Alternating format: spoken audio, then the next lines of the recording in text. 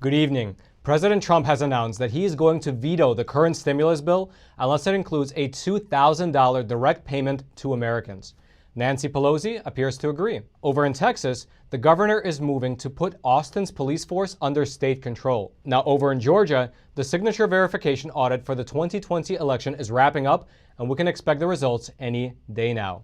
And over in Michigan, we sat down with the man who refused to certify the election results, and he told us about how badly he was harassed. Let's go through these stories together. This is your 2020 election update, and I'm your host, Roman from the Epic Times.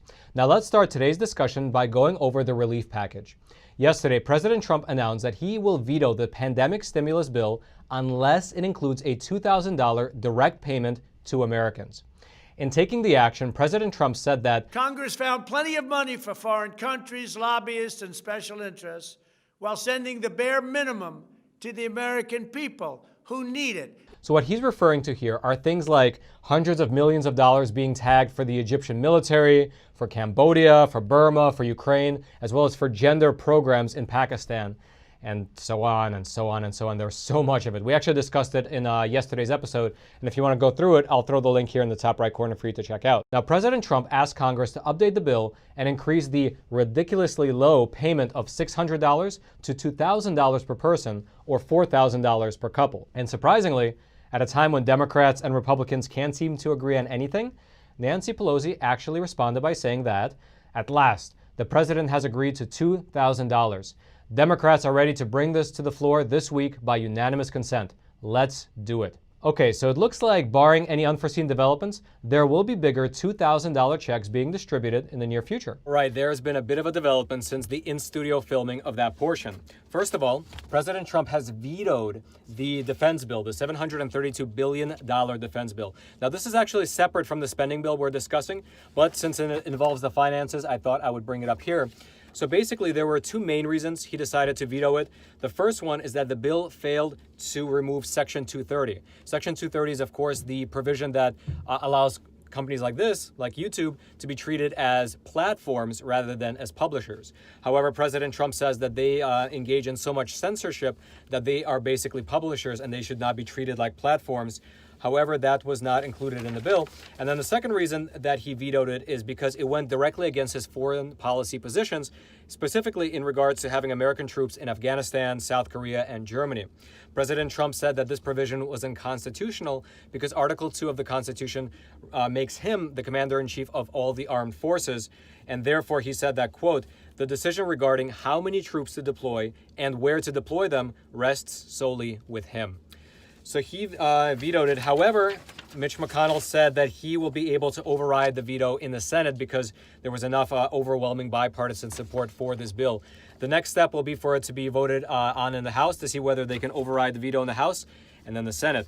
However, in regards to the spending bill that's right here, Nancy Pelosi is calling for 9 a.m. tomorrow in the House for them to have a unanimous consent request. Basically, they're going to ask everybody, all the House members, whether they consent to raising the stimulus payment from $600 to $2,000. And if nobody objects, it'll be done. However, if a single lawmaker objects, then it'll fail. The unanimous consent request will fail.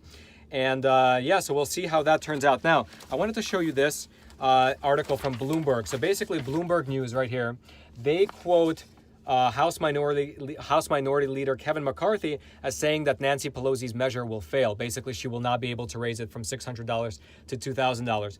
However, this only comes from a single anonymous source. So I don't really put too much stock in articles like this one from Bloomberg. However, you might read it online, you might read the headline, so I thought I'd just mention it here. So basically, let's see what happens tomorrow. By 9 a.m., maybe by 10 a.m. tomorrow, we'll know whether these stimulus checks will be raised from $600 to $2,000 or whether they'll need to go back to the drawing board.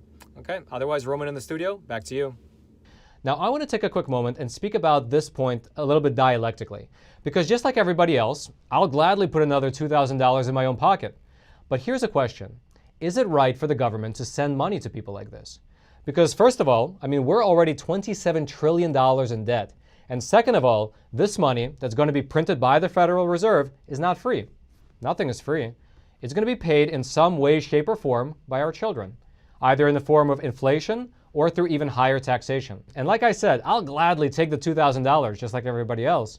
but I just don't believe that it's moral for the government to borrow against our future generations like this. That's just my opinion, but I don't hear many people talking about it. I'd love to hear your opinion though. Please leave your comment below this video and tell me what you think about it. Also, we here at the Epoch Times recently published a special edition report about the Federal Reserve.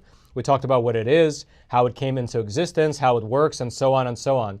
And I've actually been thinking about turning that report into a special segment for this program, because I personally believe that it is so important for people to understand how our money is printed, how the sausage is made. Please leave a comment below this video telling me if that's something that you're interested in seeing, because I'd love to make it. Now, if you'd like to read more about President Trump's rationale for his veto, as well as the next steps for the House to vote, I'll throw those links into the description box below this video for you to check out. And while you're down there looking for those links, take a moment to smash that like button. Every time you smash the like button that's below our videos, you are fighting back against big tech censorship, because you are forcing the YouTube algorithm to share this video out to potentially thousands of more people, letting the truth be known far and wide. Now let's move over to Georgia. If you remember, about a week ago, the Secretary of State in Georgia announced that they will be conducting a full signature verification audit of the 2020 election. Now, the governor of Georgia came out earlier today, and he announced that the results of the signature audit should be released either later today or tomorrow. Although tomorrow is actually Christmas Eve, which is now an official federal holiday, so I don't know if he took that into account. It might take an extra day. Regardless, it should be coming out soon. Now, the significance of this audit is that the Trump campaign estimated that between 38 and 45,000 illegal absentee ballots were cast in Georgia, which is far, far more than the current official margin between President Trump and Joe Biden, which sits at just about 12,000 right now. So in fact, President Trump wrote on Twitter that I will easily, quickly win Georgia if Governor Brian Kemp or the Secretary of State permit a simple signature verification. So now let's see what comes of it. Thus far, the results have not been released, but we'll look out for them either later today or in the next day or two. If you'd like to know more about the details of how this audit was being conducted alongside the University of Georgia, we covered that in an earlier episode, and I'll throw the link to it right here in the top right corner for you to check out. And now let's move on over to Texas. Earlier this week, the governor of Texas announced a plan which would place the Austin Police Department under state control. Basically, the proposed law would transfer control of the Austin Police Department to the Texas Department of Public Safety. So why is this happening? Well, the governor said that there has been a successful effort in Austin to defund the police force there, which has subsequently led to a rise in violent crime. Back in August, the Austin City Council voted unanimously to cut the budget of its police department by 1/3, which is about $150 million. Now, if you remember, that decision came as the response to a fatal shooting of an unarmed black man who was killed in a parking lot in Austin by police officers who were there looking for a man with a gun. But according to the governor, the defunding of the police force has led to a surge in violent crime in Austin. So this bill for the state to take over control of the police department is still in its early stage, and it'll be voted upon next month in January. If you want to read the details of this proposal, I'll throw those links into the description box below this video for you to check out for yourself. And now let's head on over to Detroit. Do you remember a few weeks ago when there was all of that drama in getting Detroit's election certified? That was when the Wayne County Board of Canvassers was flip-flopping back and forth. You remember that, I'm sure. We talked about it actually in an earlier episode. I'll throw the link up here. Well, recently we got a chance to interview William Hartman. He was one of the Republican members of that board, and he initially refused to certify the results of the Detroit election because he saw imbalances in the numbers. Basically, in Detroit, they have these things called counting boards, and almost 71% of Detroit's absent voter counting boards did not balance between the machine count and the paper ballot count, and there was no explanation provided as to why that was. And so William Hartman refused to certify the results until these imbalances were worked out.